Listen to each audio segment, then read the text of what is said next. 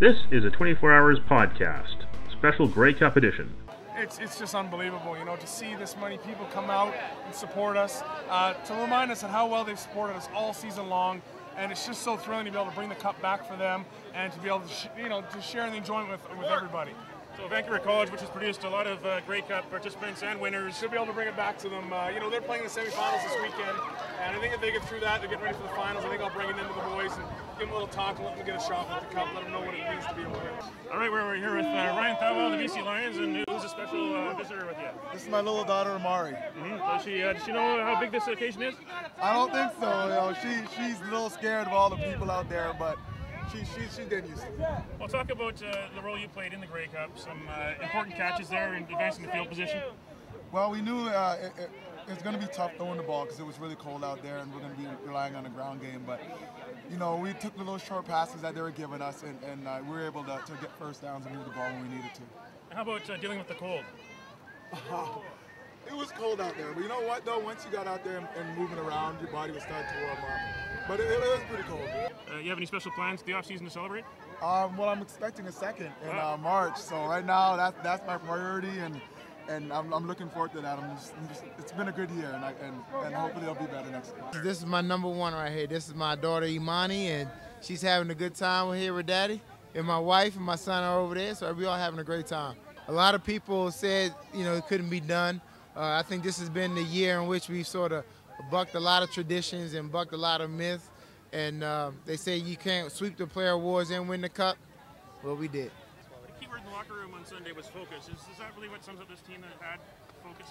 Well, it was able to focus when it needed to, and that was when it's worked, when it played. The other times they did have a lot of fun, but they had a tremendous ability to rise up when it had to. How does this compare with the other Grey Cups? Well, personify this one? No, you can't because, they're all unique. They're all tremendous. But, it's special when you get older in life and, you're brought in for a special thing or a certain thing and you're able to fulfill that. It's, you feel good about that. You feel good about the organization and you feel good about the community that you live in. That's quite an intense feeling at the Grey Cup. I saw right before the game with the player introductions, there was some trash talking between the Lions and Alouettes. You were close to that situation. Talk about what was happening there. Well, they was introducing us, and, they was being disrespectful, talking trash while we was coming out. But so I had to let the guy know, and I showed him on the field, too. So, I could back up what I talk. Now, all the other 7 teams in the league and all the football fans in Canada must respect the Lions. Oh, they got to. We won the big game. We dominated all year, and everybody respects us. If they don't, they have to respect us now. There you go. All right, we're on the 24 Hours podcast with the Lions, number 24, Corey Banks. Talk about how you feel today. Well, today I feel I'm still a little numb, they haven't soaked in yet. They probably soak in off season sometime or when they give us our rings. 6 months ago, yesterday was when training camp started at Abbotsford, and you were one of the new Lions back then, coming from the Renegades in the dispersal draft. Talk about, looking back to then when you joined the team and looking today, all the changes the team went through and the season you went through. Talk a bit about that. When I first came in, I was like in a no man's land, really not knowing what's going on. But the more I observed and seen what was going on, Coach Bono and the other coaches, they were making look like some harsh decisions, but they were great decisions, Or like bringing Joe Smith in. Tone was a great player, but, they brought Joe Smith in and panned out. They let Lockett go, brought Ian in and panned out. Let Sam go, brought Glover in and panned out. Let Frankie Ferrer go, brought Hunt in and panned out. So all of them is great decisions, not down in their talent, but, like you say, whatever 24 you put on the field, as long as they play that one unit, you can't be beat. We probably could have went 20-0, but that's why you play the game.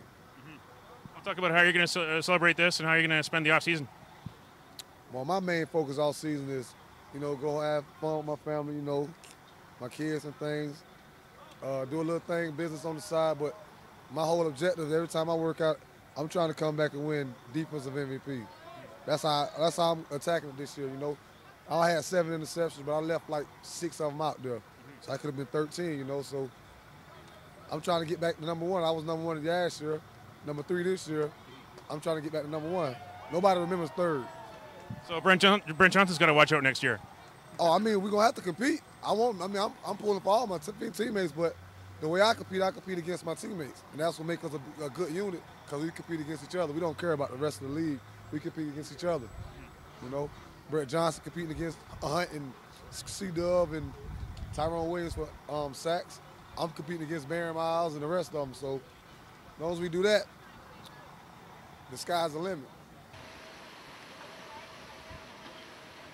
Made it home from Winnipeg, cold Winnipeg. It's kind of cold here, but after being in Winnipeg, this isn't cold. I could go for a swim in the water there at the fountain, but not today. I'm saving it up for Polar Bear Swim Day, January 1st, 2007.